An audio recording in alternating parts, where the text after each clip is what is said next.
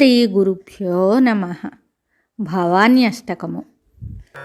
న తాతో న మాత న బంధుర్న దాత న పుత్రో న పుత్రీ న భృత్యో న భర్త న జాయా న విద్యా న వృత్తిర్మమైవ గతిస్త్వం గతిస్త్వం త్వమేకా భవాని.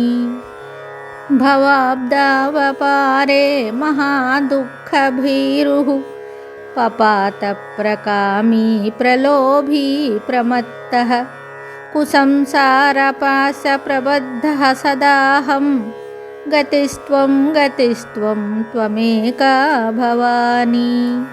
న జానామి దానం న చ ధ్యానయోగం న జానామి తంత్రం న చ స్తోత్రమంత్రం న జానామి పూజాం న చ న్యాసయోగం గతిస్త్వం గతిస్త్వం త్వమేకా భవాని.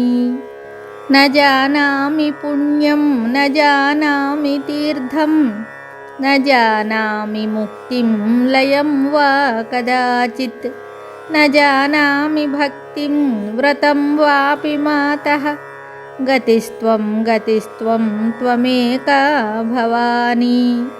కుకర్మీ కుసంగీ కుబుద్ధిః కుదాసః కులాచారహీనః కదాచారలీనః కుదృష్టిః కువాక్యప్రబంధః సదాహం గతిస్త్వం గతిస్త్వం త్వమేకా భవాని. ప్రజేశం రమేశం మహేశం సురేశం దినేశం నిశీధేశ్వరం వా కదాచిత్ న జానామి చాన్యత్ సదాహం శరణ్యే గతిస్త్వం గతిస్త్వం త్వమేకా భవాని. వివాదే విషాదే ప్రమాదే ప్రవాసే జలే చానలే పర్వతే శత్రుమధ్యే అరణ్యే శరణ్యే సదా మాం ప్రపాహి గతిస్త్వం గతిస్త్వం త్వమేకా భవాని.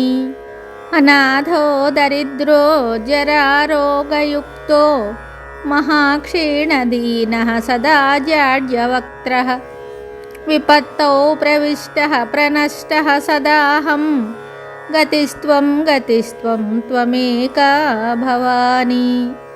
इति श्रीमच्छङ्कराचार्यकृतं भवान्यष्टकं सम्पूर्णं शुभम्.